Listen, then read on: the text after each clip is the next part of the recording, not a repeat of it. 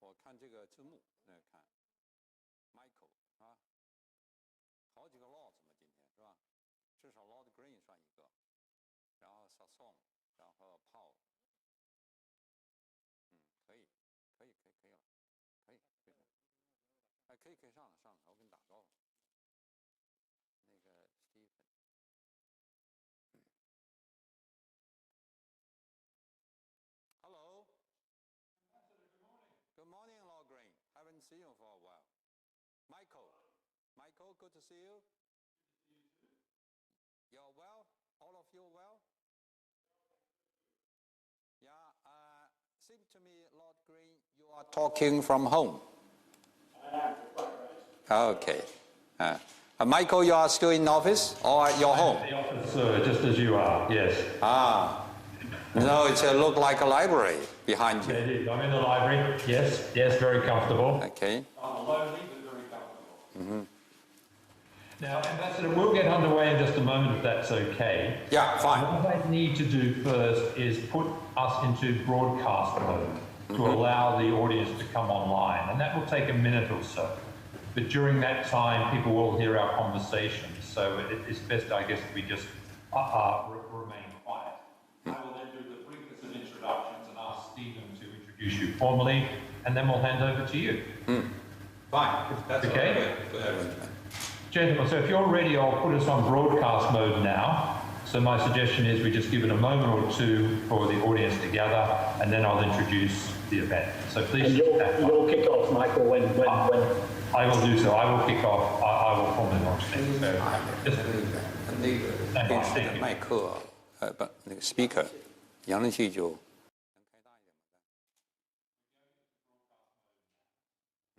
他们已经开始播了。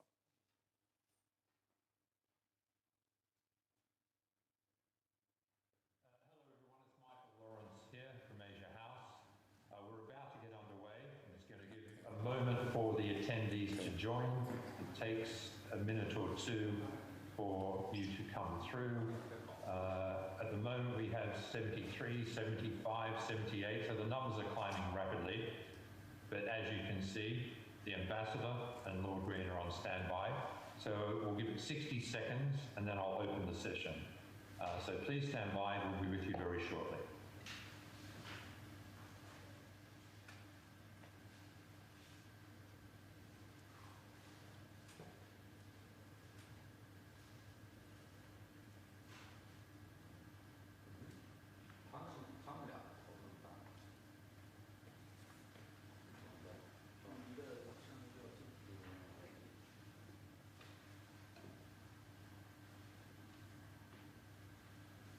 Hello to everyone who's just joining us now. We're just giving another 60 seconds for the audience to get online. The Ambassador and Lord Green are ready to go. So we'll start the session in just a moment.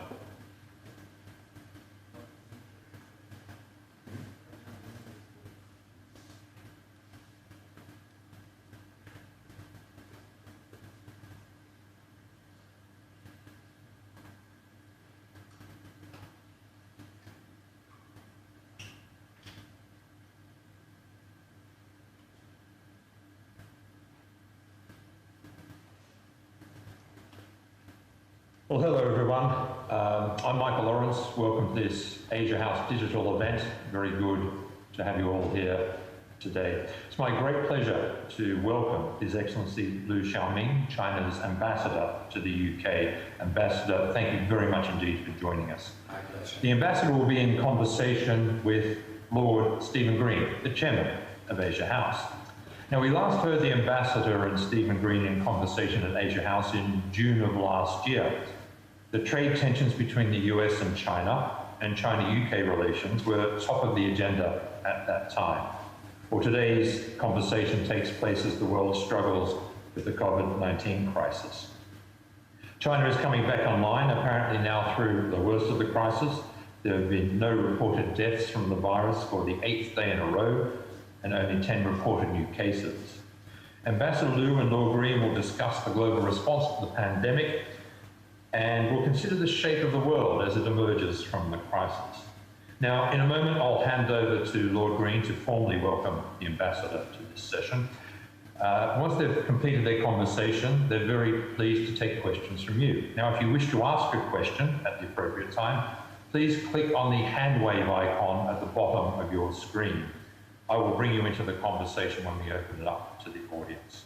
Just to be clear, everyone, today's session is on the record. We are recording the event and it will be widely available.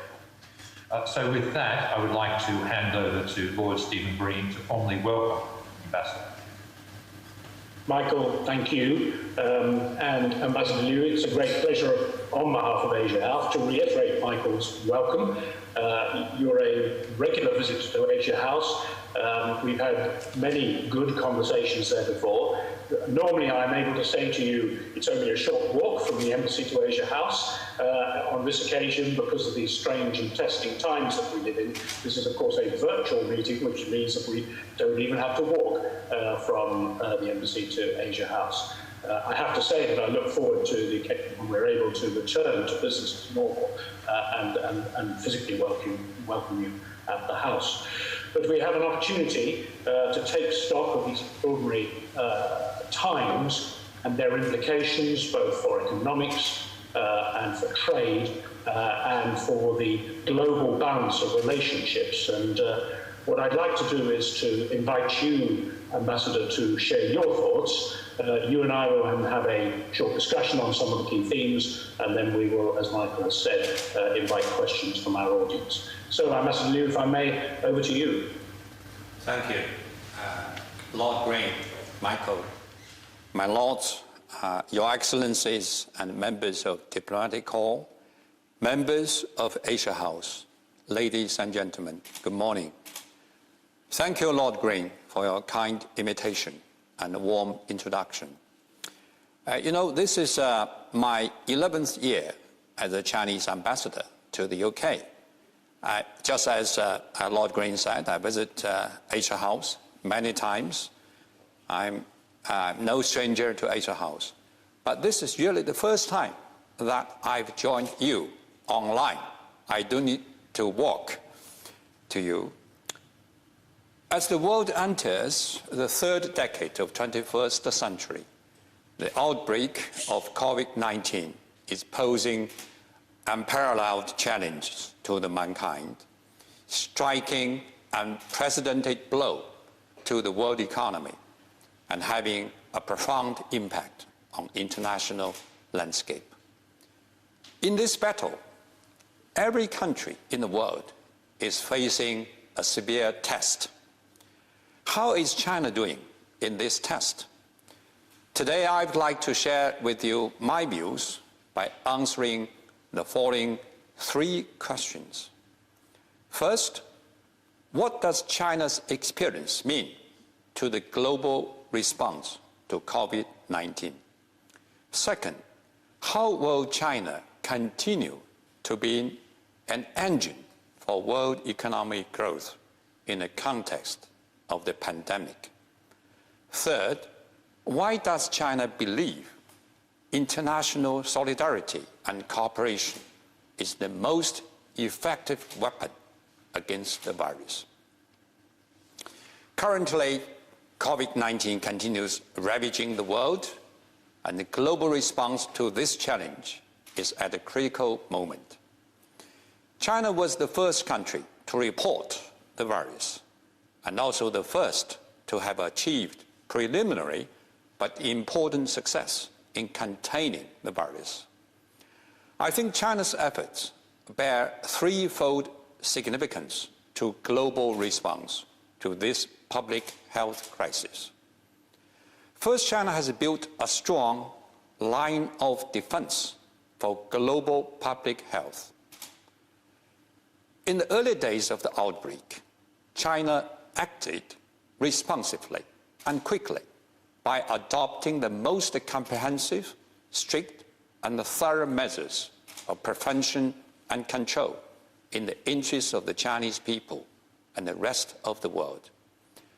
Across the nation, 1.4 billion people rallied behind the government and waged a people's war against the virus. After strenuous efforts and enormous sacrifice, China became one of the first countries in the world to have gotten the epidemic under control and has built the first line of defense for the world.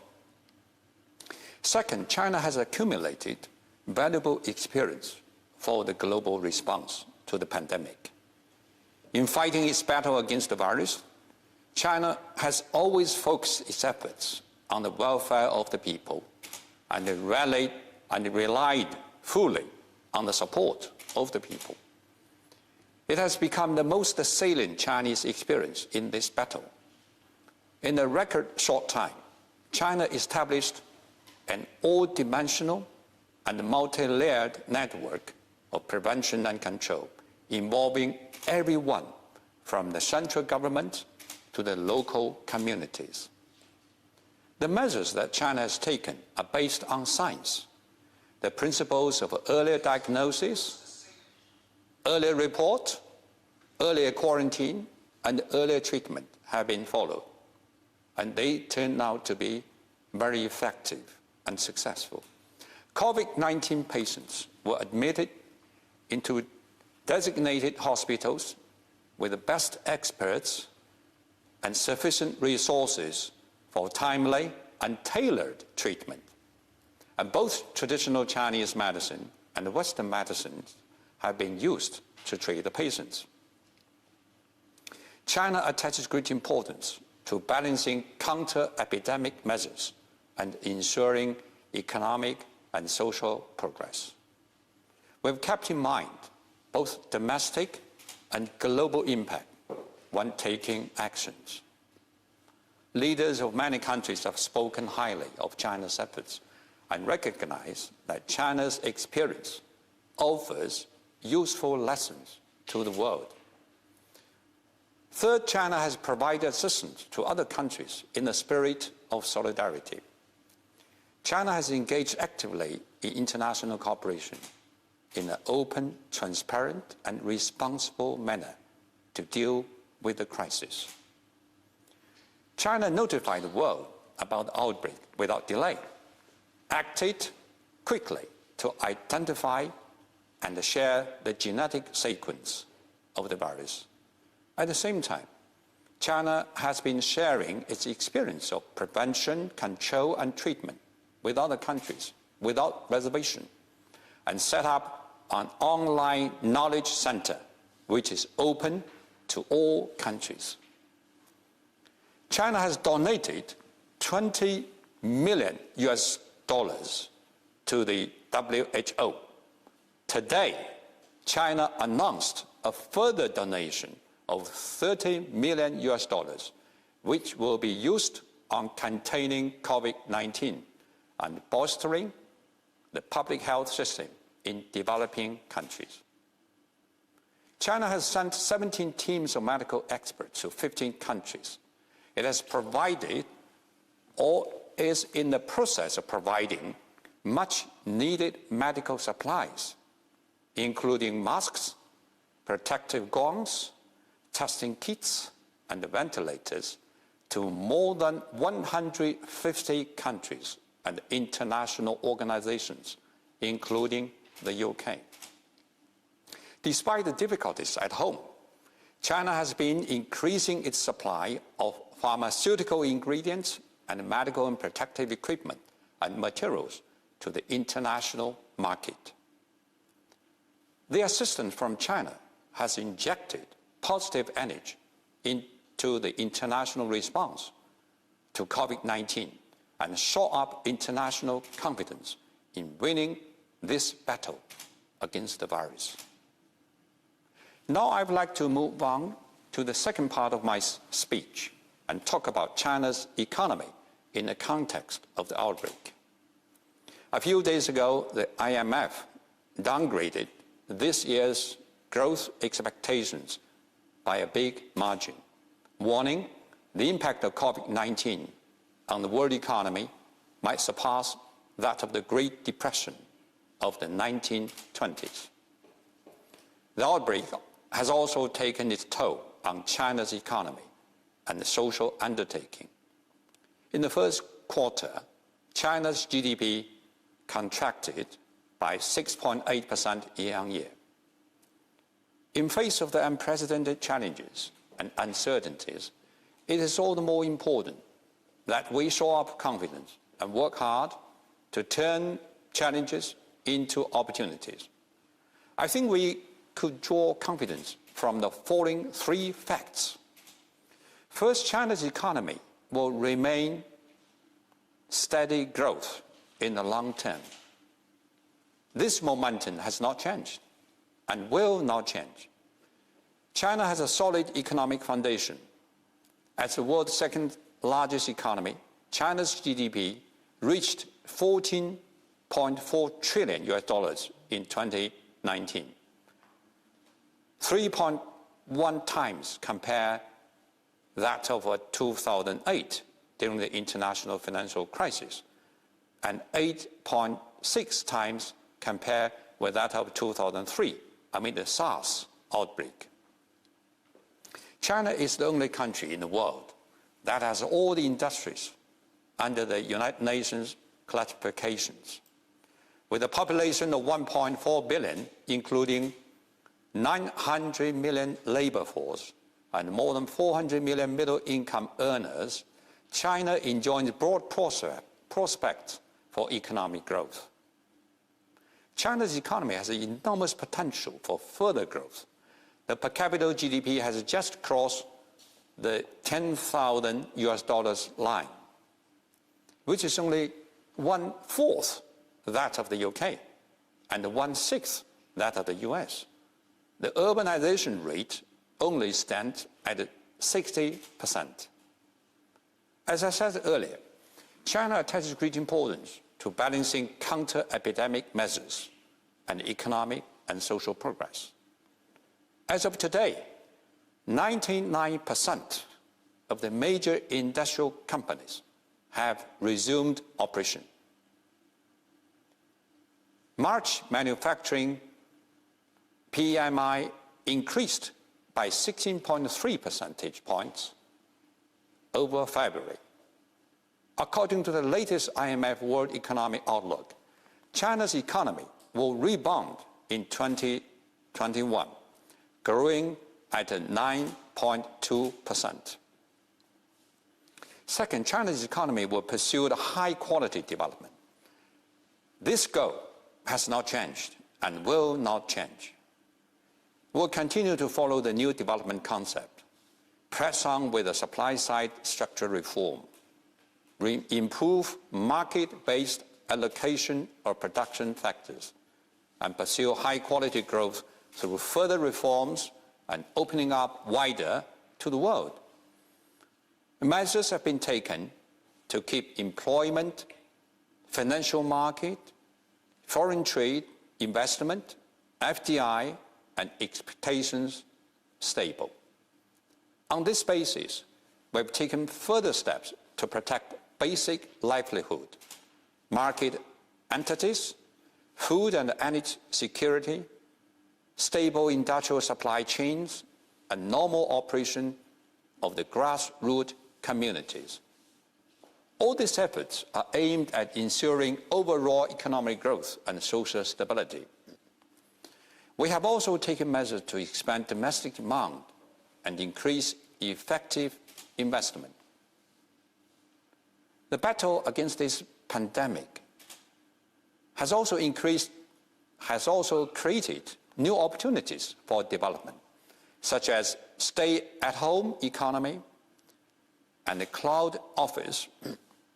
China is seizing these opportunities, will leverage the internet, big data, artificial intelligence, and other new technologies to accelerate the development of emerging industries, such as digital economy, smart manufacturing, and medical and healthcare.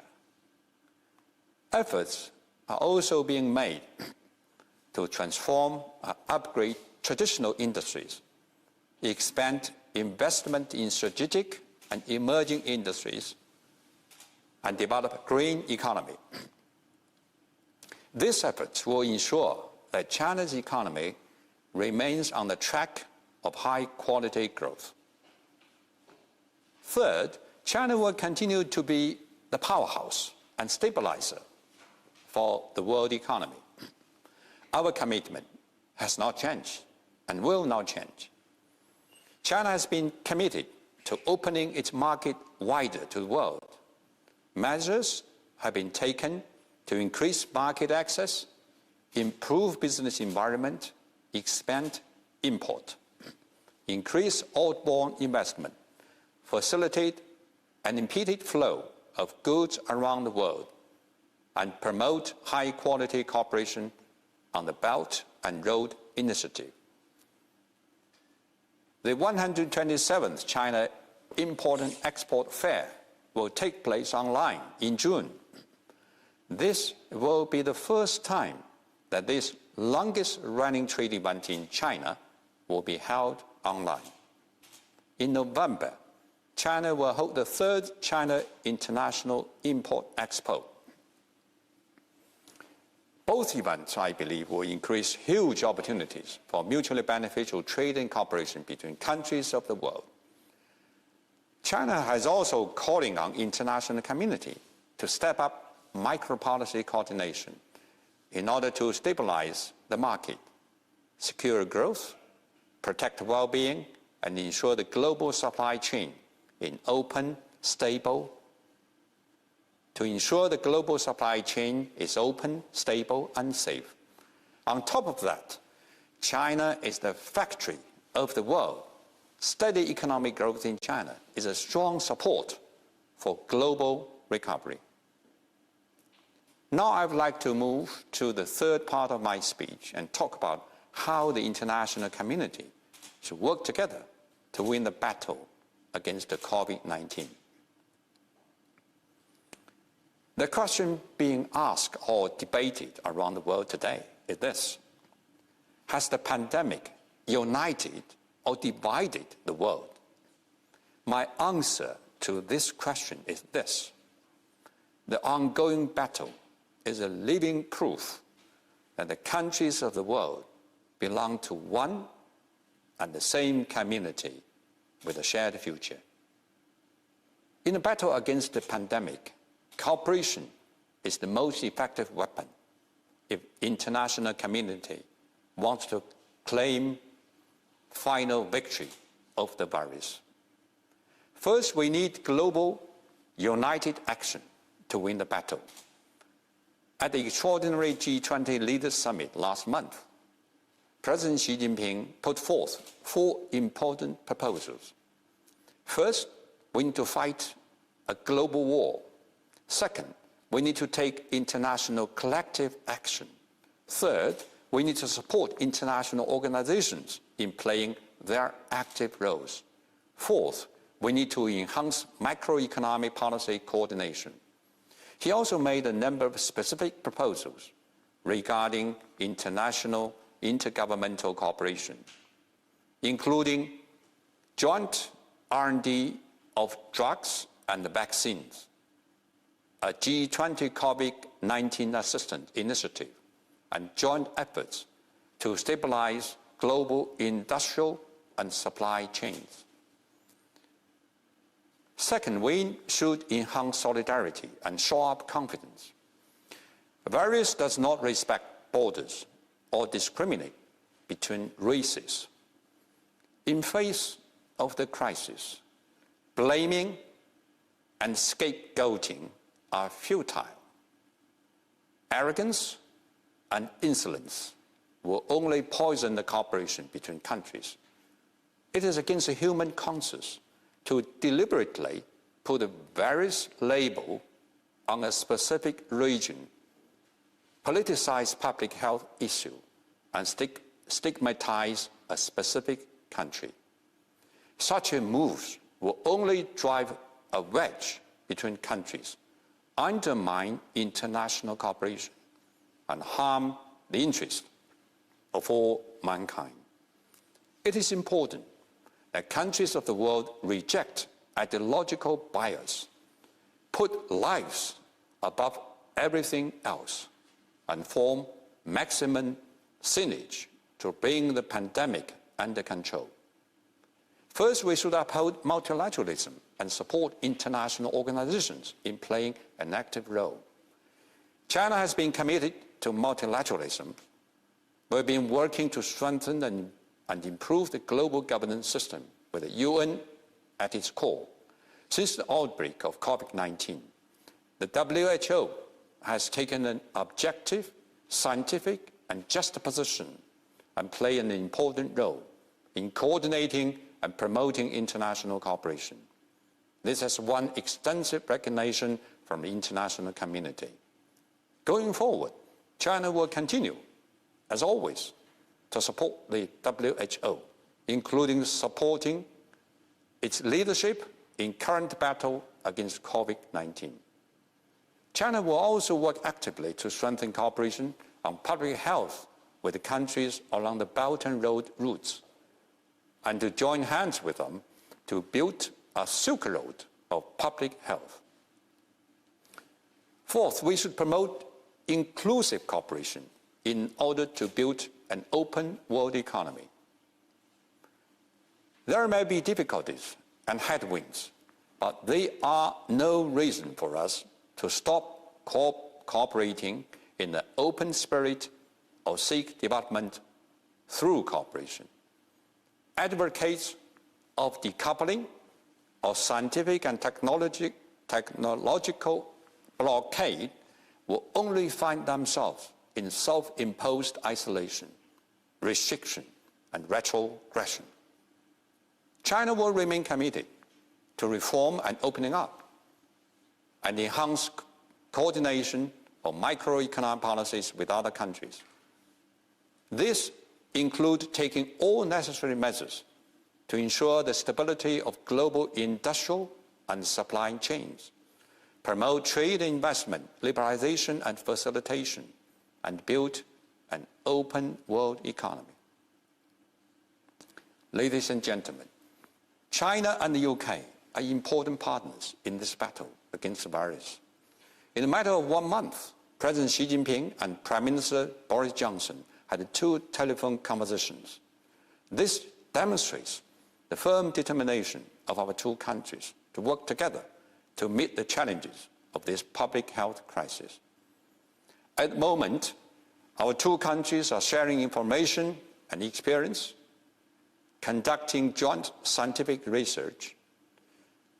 We are both advocates of multilateralism. We are both supporters of the important role of WHO in a united global response. We are both proponents of international cooperation under the framework of the G20. We are both promoters of better global governance on public health. At this critical moment, it is important that China and the UK take up our responsibilities, stand with each other, and resist noises and disruptions. I'm confident that China and the UK will emerge from this test with a more mature and robust relationship, broader and deeper cooperation, and stronger and enduring friendship between our peoples. As the Chinese saying goes, victory is ensured when people pool their strength. Success is secured when people put their heads together. China stands ready to join hands with the international community, including the UK, shore up confidence and address the current difficulties. Together, we will win this battle against the virus. Together, we will create a better and brighter future for the world. Thank you. Thank you, Lord Green and Michael. Ambassador Liu, thank you very much for those wide-ranging thoughts. I think there will be many people who share that appeal for constructive international cooperation and engagement.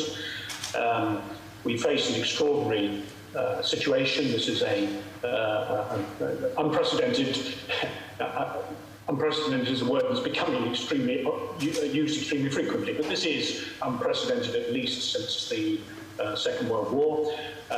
It poses all sorts of challenges, both for individual countries. China was first into this, seems to be first out of it, although I guess caution is always necessary. Britain, as you know, is still struggling, and Europe more broadly is still struggling with this. Can you hear me? Yes, yes, of course. Yeah. And it seems to me that there are some short, medium and longer term challenges, some of which are deeply impacted by COVID-19, but some are not. And it seems to me that clearly in the short term, we have the question of how countries exit from lockdown strategies. This, as you know, is a topic that gets a lot of conversation in this country and around Europe more generally, and is causing a lot of angst in the US as well, and indeed in some parts of East Asia. Japanese have taken a particular route which is almost explicitly allowing for the possibility of a second wave of the virus. So different strategies, and yet all agonizing with the difficulty of getting out of the COVID-19 situation, particularly since we all recognize, I think, that it'll take some while for an effective inoculation to be available against the virus. So there are some short-term challenges that have to do with the immediate economic impact of COVID-19, which we will all wrestle with and have many shared experiences, I think. Questions, for example, about how quickly travel and tourism will re-emerge as an important economic force. Questions about the retail industry and to what extent many small businesses will be able to shut down, and so on. Then there's the whole macroeconomic question. Country after country have unleashed enormous support packages, both fiscal and monetary. What are the medium-term consequences of those? Does this mean that we face a little further down the track a period of renewed austerity as nations try to repair the balance of their finances? Does it mean higher taxes? Does it mean higher inflation? These are all sorts of questions that will be around. They'll be around for the Chinese authorities, I think, as the Chinese economy rebounds. They're clearly going to be around in the British context and in a broader European context. And the US will face it perhaps in a different way because of its special position vis-a-vis the dollar. And that's the sort of medium-term challenge that's created by COVID-19. I think there are some medium and longer-term challenges that are not affected by COVID-19. I think that the trade order is one question. Even before the virus, we were all struggling with the fact that the WTO was losing its ability to effectively arbitrate disputes because of the absence of a quorum of appellate judges. I note that on the 30th of March, no less, right in the thick of the pandemic, the EU and China and a number of other nations agreed the multi-party interim appeal arrangement, arbitration arrangements. It's a phrase that doesn't run easily off the tongue. MPIA for short, it's easier to describe it as that. There's a question in my mind about how the UK will get itself involved in that, but I think we should all recognise that this is an important step to shoring up the work of the WTO. You talked for reasons we all recognise about the WHO. I think the WHO is one important international organisation. I believe the WTO is an equally important international institution that's part of a functioning multilateral order. And we all have some concerns about that. Let's face it, in both cases, America has chosen to take a, shall we say, less constructive view, at least temporarily. And I think it's a common interest to re-establish a conviction about the importance of that international multilateral order. And then finally, and then I'm going to stop, I think there's the longer term question, which has in no way gone away, and that is about biodiversity, environmental degradation, climate change. In the short term, we have seen how the decline in economic activity has improved levels of pollution in cities around the world, has has led to a reduction in carbon dioxide emissions, but in no way is that anything other than temporary.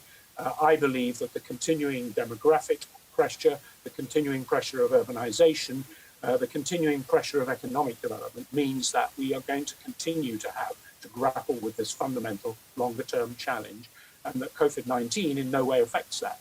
It's made it more difficult in the short term, of course, by forcing China to postpone the Kunming Biodiversity Conference and forcing the UK to postpone the Glasgow COP that was due in November. And I hope that those are only postponements and only for a relatively short period of time, because this, of all of the common agendas you, Ambassador, have quite rightly referred to, this one is perhaps the most important of all. It's the most profound and the longest term. And we should not allow COVID-19 and the tragedies and difficulties of the present circumstances to take our eye off that ball. So there's a lot going on. We live in extraordinary times. There are plenty of challenges posed by COVID-19. There are also challenges that affect international relationships. Inevitably, the big question of China and America, which we Europeans look at with a hope and a prayer that these relationships develop on a constructive basis, and I think that there's therefore plenty of need for us to continue to have the sort of dialogue that this occasion represents. And I, for one, as chair of Asia House, believe that we have an extremely important role to play in providing this platform for this dialogue, both about shorter-term issues of microeconomics, macroeconomics, and about the medium-term issues of the trade order, and about the longer-term issues of climate change cooperation and its impact on economic development. Let me stop there. And I wonder if any of what I've just said resonates with you, Ambassador. Yes, Lord Green, you touch upon many areas. I would say I quite agree with you on many of these areas, your points. You talk about the strategies of each country. I think each country is different. UK is different from Germany, Italy, or France. We follow the situation very closely. But despite the differences, I think there's a commonality between countries in fighting against this virus. I said in my presentation about China-UK's collaboration. I think that's also applied to China's collaboration with other countries. I think when we're faced with this common threat, countries should work together. First, I think we should support each other, both in terms of medical supplies. When China was at a critical moment, UK government sent 2 shipments of medical supplies, most needed. But now you are fighting your battle. We reciprocate your support. Just as Minister Gove said, you receive more, much more than what you donate to China. And we currently, I think the ventilators is badly needed. 750 already been shipped to UK, and more to come. And also the other medical supplies and equipment we are ready to supply to the UK and to the world. And the other area is the sharing experience. China is one of the first countries. I can't say walk out of the woods yet, but we have achieved important progress, and we like to share with the other countries our experience, how to contain the virus and how to treat the patients. I'm very pleased that we are keeping constant communications between 2 sides. Secretary Matt Hancock just had a telephone conversation with his counterpart, Ma Xiaoming, the Minister of Chinese health minister yesterday. They have a very productive, in-depth discussions with regard to collaboration between China and UK in fighting against the virus, and share the experience and compare notes. The third area is international cooperation. I touched upon in my presentations, in my speech.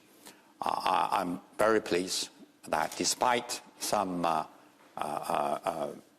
you use the word very politely, it's a very British gentleman expression about unconstructive approach by the other United States. We are very disappointed by US decision, but we believe WHO play a very important role, especially at this critical moment. We need to support WHO in leading the international response against this virus. I'm very pleased that the UK government decided to continue to support WHO. So China and UK share this, and as I said, in addition to $20 million donation, and today, right today, just a few hours before our event, Chinese government announced. Maybe they know the Asia House is going to have this event. So I can share with you the first hand that we are going to donate another $30 million support to the WHO. Especially, we hope it will be used for the developing countries in Africa, in some other places. The fourth, I think, the area where China, UK can cooperate, and also the international community should enhance the collaboration, is what you said, microeconomic policy. We have to ensure that the world economy will resume its growth. And in China, as I said, the major industries have already resumed the production, 99%. But of course, and the government introduced more policies, measures to support small and medium-sized businesses. That's also very important. And we also support the WTO. That's also very important to ensure the trade liberalization and facilitation is still our goal. We would also like to work with the UK. Climate change, that is very important on our agenda as well. It's a pity that we have to postpone both conferences, the COP15 and COP26. At the very beginning of this year, I regarded as a year of collaboration between China, UK in climate change. That is, as a matter of fact, our two countries worked very closely, coordinate each other, despite the virus. Though we have to postpone the conferences, but the working is still going on. And I keep very close communication with the Secretary Sharma. He is designated as the president for the COP26. And we got a new Minister of Environment, and I tried to get the two connected. The working team of our two countries are talking to each other online. And I think this is, we should not ignore the other important agenda while fighting the COVID-19.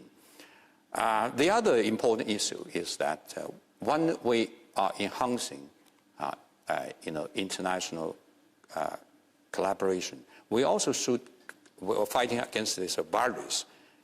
We also should be guarded against the political virus, as I said in my speech, that some politicians and some forces try to use this to scapegoat and play a game of blaming in order to shift their responsibility.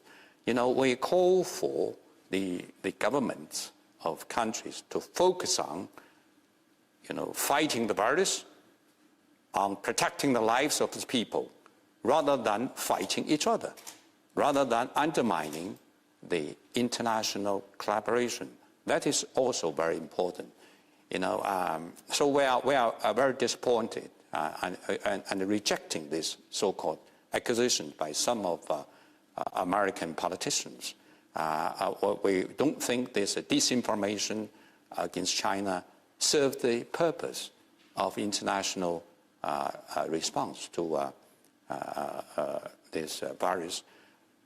On China-US relations, we have every reason to have a sound and good relationship. President Xi had several telephone conversations with President Trump. We always believe that China-US will gain from cooperation and lose from confrontation. And we also believe it is not in the interest of China and US to have a sound, good relations, but it's also interest in the world. We like to have a good relationship with the US based on mutual respect, based on non-confrontation, based on mutually collaboration. And we are working towards this goal. But you need two to tango, right? While the Chinese leaders, while Chinese ambassadors, Chinese diplomats spreading, the words of community of shared future for mankind, while try very hard to shore up the confidence of the international community. But, some politicians, some people try to spread the disinformation, spread the rumor in the world. That is not helpful at all. So we really hope that China, US could work together, and the international community should work together for the common goal that serves the interests of all mankind. Response to my thoughts, and I detect a lot of areas of common interest, well, certainly common interest, but also common perspective on the right way forward.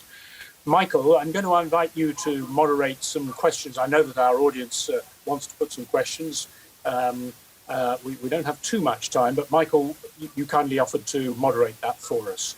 Absolutely. Thank you very much. Thank you very much, both of you. Now, lots of questions, as you might imagine. I'm going to start with members of the Asia House corporate network first, and then broaden it out. I'm going to invite Adam Keswick from Jardines to ask the question. And after Adam, I'll go to Emma Roberts of PHP. But Adam, if I can go to you now. Adam. Michael, can you hear me? We Ambassador. Thank you for your words, and Stephen, yours too. I thought it was broadly very encouraging to hear everything you said, and likewise, I hope that the networks of communications that have been put in place to fight this virus can be continued to promote the economies after we've tackled this, which I'm sure we will. Ambassador, you gave the general views of what China will be doing, all of which I took a lot of comfort from. But more specifically, I feel that the eyes of the world will be listening to the upcoming NPC meeting whenever that takes place, but presuming it will be sometime later in May. It would be very interesting to get your views on what specific messages do you think are going to come out of that meeting that the rest of the world can take further comfort from in terms of battling the virus and also a return to some form of economic normality. It would just be interesting to have your views on that. I can't see you very clearly. I can't see you very clearly. What meeting you're talking about? Our party Congress meets at some point in China, and would you hope that there would be specific messages coming out of that?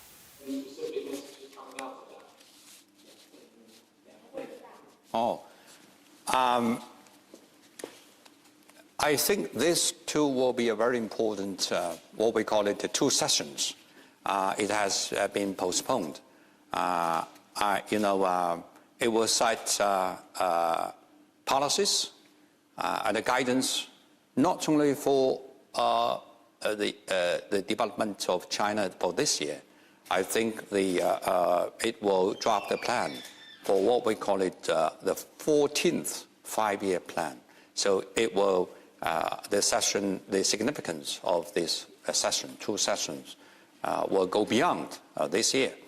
Of course, the COVID-19 will be very top on the agenda, and I wouldn't speculate what others will be on the agenda. But as I said in my speech, that COVID-19 not only pose challenges to China, but also create opportunities for the development.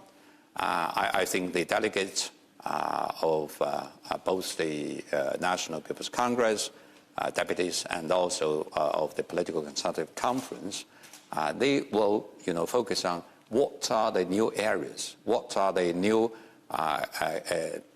growth points of new growth of the future development. So I would recommend you to follow these 2 sessions very closely. Thank you very much. Thanks, Adam. We'll now go to Emma Roberts from BHP, and after Emma, Laura Mann from AstraZeneca. So, Emma, your question, please.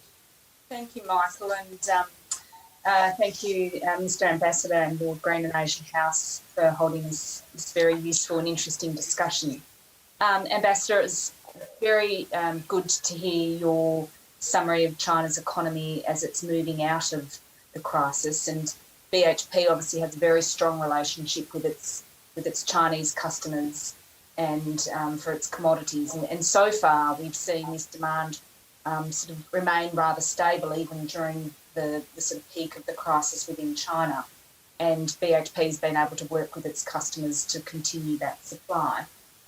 However, I think there is certainly some concern, and there's been some recent press about whether that demand from China may ease off towards the latter part of the year as China experiences perhaps a drop in exports from Western economies as Western economies try and come out of their own sort of lockdown measures. We're behind China. And as Western economies sort of struggle to get their economies up and running, what's your sort of thoughts on China's continued emergence from its crisis and the continued sort of restart of China's economy? Do you see a dip in that as the Western economies struggle to get back up, or do you see that remaining rather steady and strong? Yeah. As I said, China, I think, will continue to play a role as a powerhouse of a world economy. As China gradually resume its production, and as I said, 99% of the major industries has resumed. China will, continue to play a role as a factory of the world. China is a huge market itself. Will contribute to the resumption of global growth. As I mentioned, this COVID-19 really brings some opportunities. Though it's also an opportunity for us to restructure our economy. There's some areas which might have a great potentials, as I said, like stay-home economy, digital economy, AI and IA and others, and also medical area as well. Give you one example that starting from March 1st and April 10th, China exported about 7.12 billion masks and 55.57 million protective gowns and 20,000 ventilators and 13 million goggles. So, China is really a source of the medical supplies. That is also China's contribution and not only to the global response to the virus, but also it will help the future, the building of the industrial and supply chain. And so China is committed to building an open world economy. China have achieved its success in the past 40 years because of the policy of reform opening up. I think China will depend on this policy to continue its success. There's no reason for China to close the door. There's no reason for China to discontinue the reform. So reform will be going on, and China will be open wider to the world. And I think I mentioned about this 127 import-export fair, which will be online in June, and also the third China Import Expo in November. That will be very valuable opportunities for China to engage with the outside world. And I really hope that we have already sent invitation to British businesses. Well, I'm talking to the senior officials of Department of International Trade, talking to the business leaders. We invite them to participate these two events. And I think it will provide enormous opportunities for our two countries to work together to resume our production, to resume the momentum of economic growth. Thank you very much, Ambassador. I'd now like to invite Laura Mann from AstraZeneca, and after Laura we'll go to David Say of KPMG. So Laura.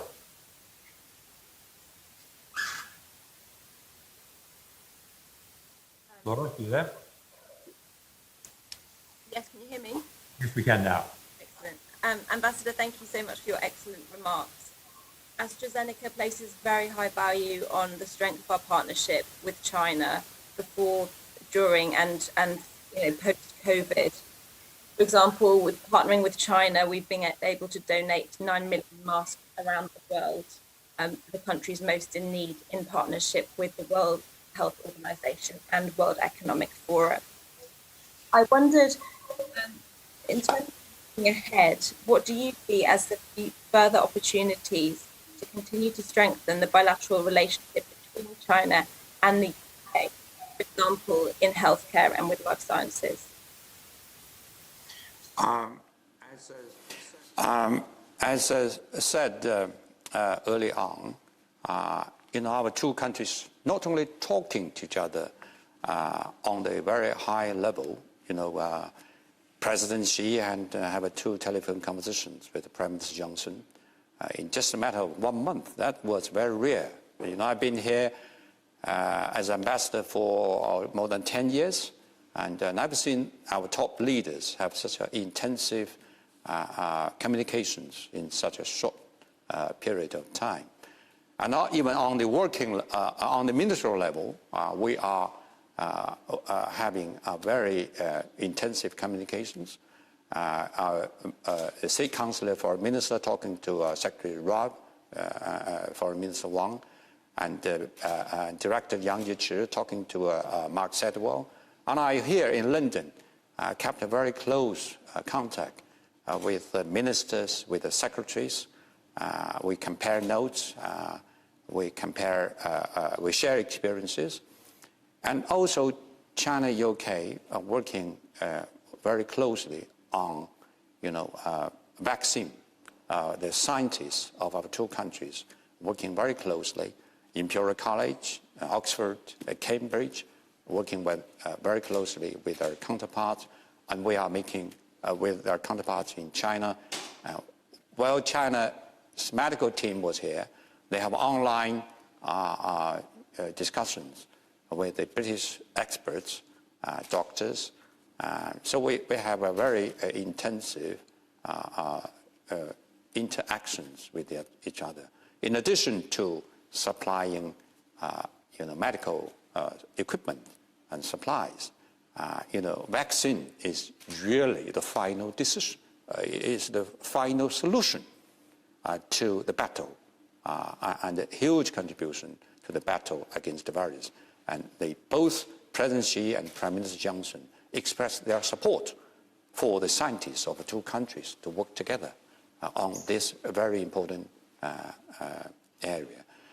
And also on the international arena, I think China and UK work very closely.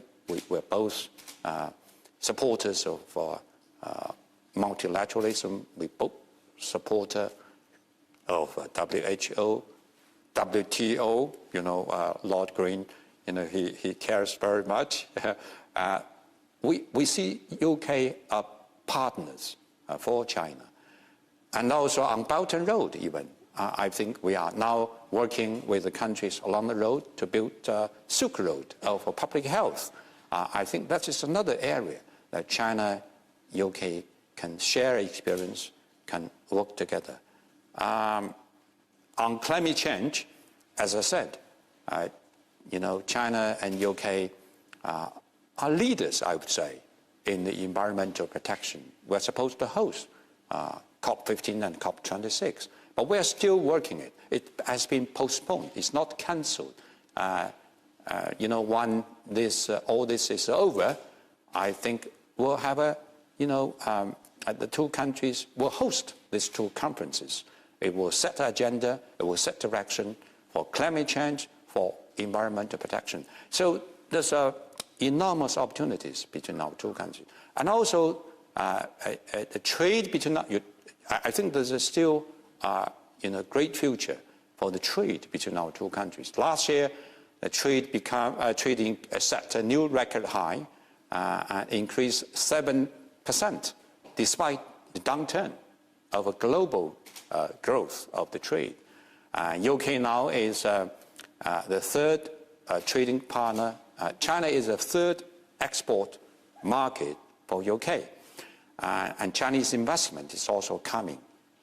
In the past 5 years, the total Chinese investment is bigger than the previous 30 years combined.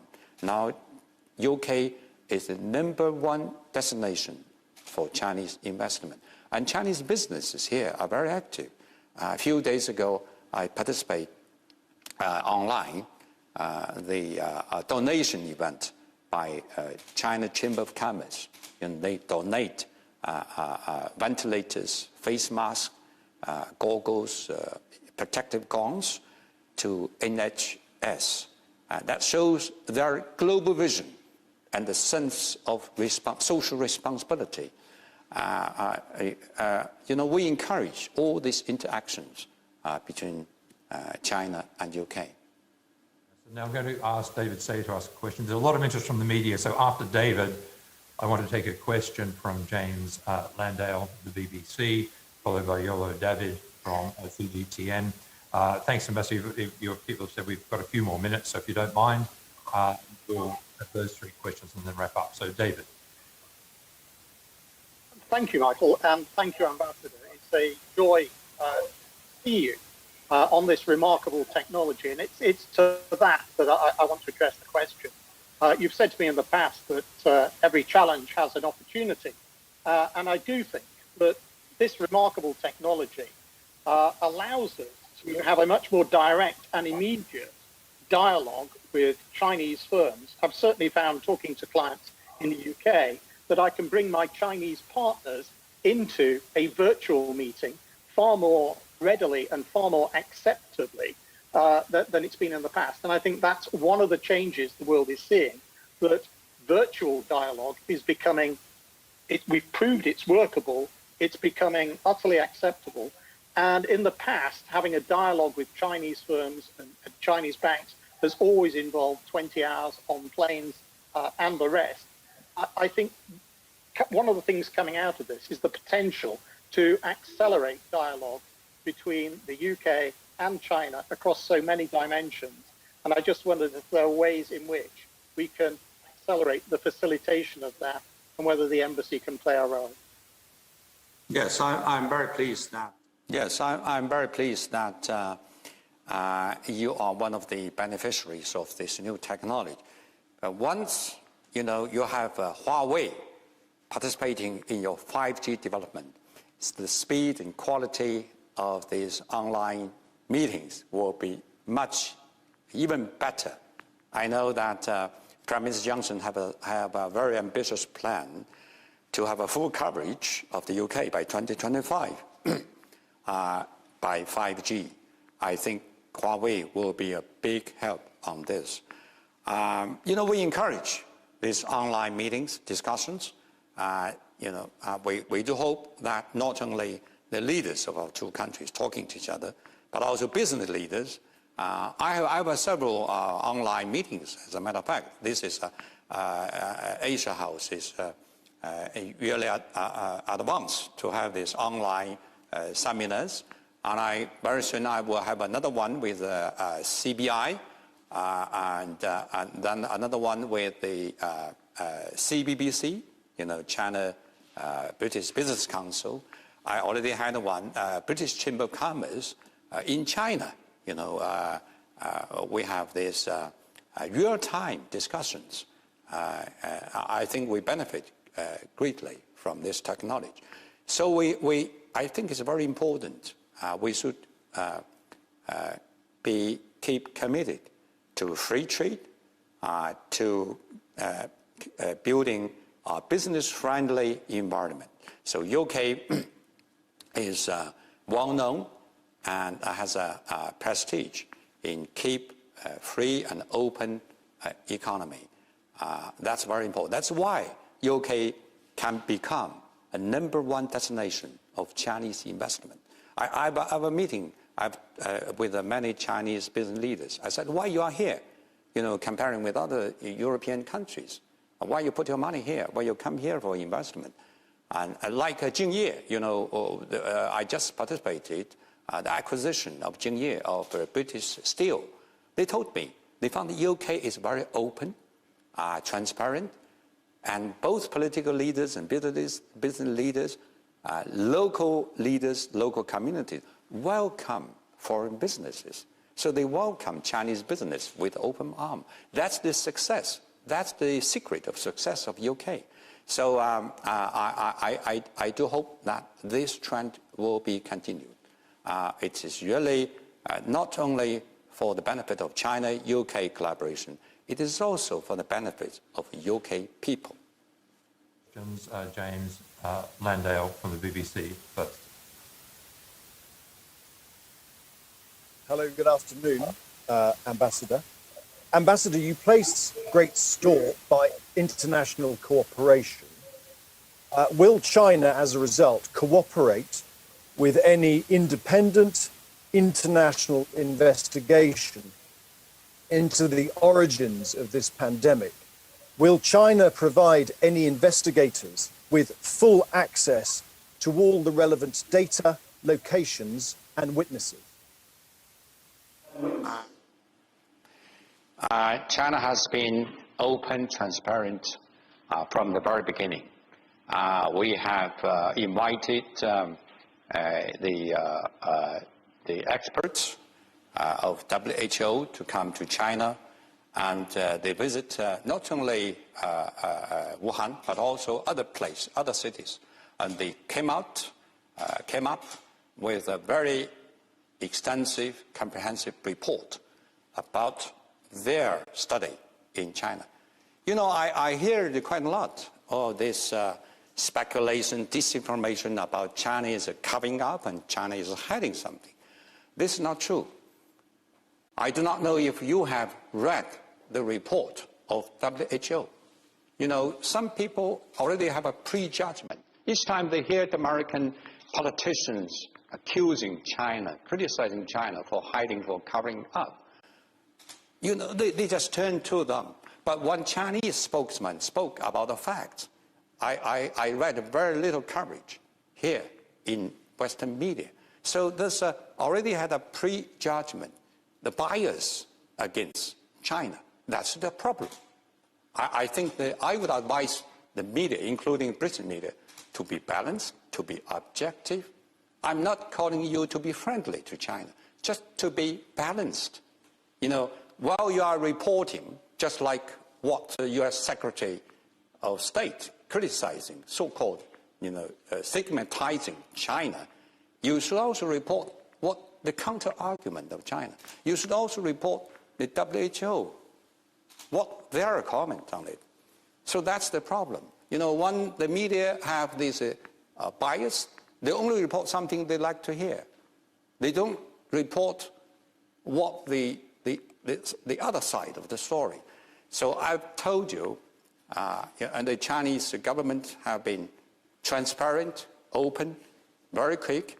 You know, one American complained that China have not shared information, has not reported to WHO, to international organizations 1 month after the outbreak. That's not true. You know, the first one that is first reported on 27th of December by Zhang Jixian. He reported much earlier than Li Wenliang. The people only focus on Li Wenliang. Li is a hero. We recognize him. He made, he sacrificed for fighting this virus. But he spread, he did not report to the authorities. He shared this story 3 days after Zhang Jixian, Dr. Zhang, reported to the local health authorities. Then the government adopted very strict, swift actions and notified 4 days later, notified the WHO and share information 7 days later with Americans. So that's how Americans can take that action to take his nationals back and to close the border. You know, if you check the timeline of what China is doing, we have been transparent, we've been, straightforward with all the data. You're talking about independent investigation. It's up to the WHO. That's why we support the WHO. We believe we have to play by the international norms, international rules, not by, some other countries' rules. Like some other country, even their local courts sued China. It's absurd. I've been posted twice in Washington. This is not the first time that, some politicians, some people want to play word police. This is not the era, of gunboat diplomacy. This is not the era when China was still a semi-colonial, semi-feudal society. This is the 21st century. This is the third decade of 21st century. I think those people, I cannot understand them. These people still live in the old days. They think they can bully China. They can bully the world. If WHO do not act in their way, they stop supply, they stop support, they criticize WHO to be China-centric. That's not right. That's not right, So we are calling for international cooperation. That's the only weapon. That's the only way out to win this battle against the virus. Not by scapegoating, not by playing games, not by politicizing the virus, not by spreading political virus. So we have to be guarded against this while fighting the real invincible enemy, to quote President Trump. I think China is not an enemy of the United States. If they regard China as an enemy, I think they choose the wrong target. China is a friend of the United States. China is a partner for the United States in fighting against the virus. China has donated 1.8 billion face masks. That means 6 face masks per person in the United States, despite these politicians spreading disinformation against in China. But we also try to help lending our help hand to American people when they need us. If you don't mind, from Yolo, David is from CGTN. Thank you, Mr. Ambassador. Listening to your presentation on the need for cooperation, you mentioned some of China's priorities after this pandemic. Where specifically do you think, as well as Britain, where else does China want to prioritize?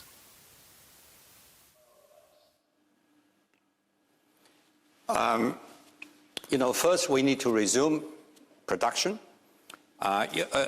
We strike a balance between the fighting against the virus and ensure, a gradual resumption of production.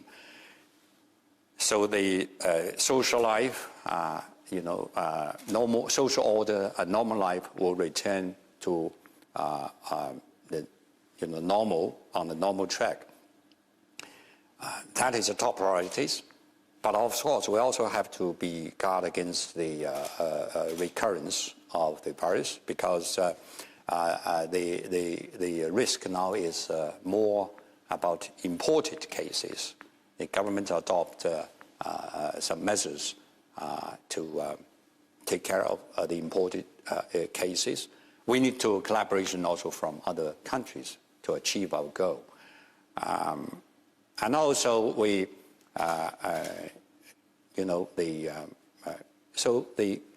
we have to be careful to ensure that the success, hard-won progress will not be set back, by sudden lifting of the restrictions. So it's a gradual lifting restrictions, like Wuhan.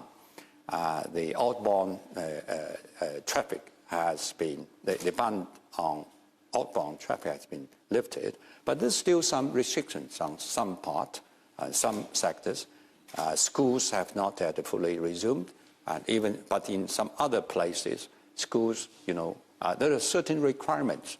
If you meet the requirements, you can gradually resume the schools. So resume production, resume the normal life of the people. And also we engage very actively with the international rest of the world on the diplomatic engagement. With, just like what I said, we have important agendas in front of us, like climate change. I'm working now with the Secretary Sharma and other senior officials that how we can engage each other to pick up the momentum, to pick up the work we left before the outbreak. And also we work very hard with the Department of International Trade with regard to the free trade agreement between China and UK after Brexit. I'm talking to the ministers and the Secretary of State, also talking to her counterpart in China. So we have a very busy agenda ahead of us, but most of them are online now. So we want to make sure once this is all over, we can pick up the momentum. If we do not have these online preparations, we would, lose the momentum. And so that is what we are focusing now. Thank you. We're way over time, and I'm very grateful to you, Ambassador, for taking so much time. Lord Green, I'll ask him to formally thank you on behalf of all of us at Asia House and all those who participated. Thank you, Michael. Ambassador Liu, that's been a remarkable discussion, which I've enjoyed enormously, and your final remarks are extremely good ones to end on. That powerful reminder that there is a huge range of issues on which we have every opportunity to cooperate effectively, and that we need to keep the momentum up. And remember that there will be a time after COVID-19. Lots of lessons to be learned about it, of course, lots of shorter term issues about repairing macroeconomic damage, but these fundamental longer-term issues on which we have so much in common and where we have so many opportunities to work together. So I really appreciate, on behalf of Asia House, your taking the time to be with us, and I look forward to many future engagements. You mentioned that you were in your 11th year as ambassador here. That means that you know this country extremely well, and I have always enjoyed your comments on this country because you have great insights into it and into the dynamics of the relationship. There are lots of tremendous opportunities for us in the midst of this crisis, and we need to never lose sight of that. So thank you for joining. And thank you to all of our guests. Thank you to our corporate members and all of our guests for joining us on what I think has been an extremely valuable session. Thank you. Indeed. Thank you all. Thank you, Ambassador. Thank you all for those taking part. Have a good day. Stay safe and stay well. Take care. Thank you.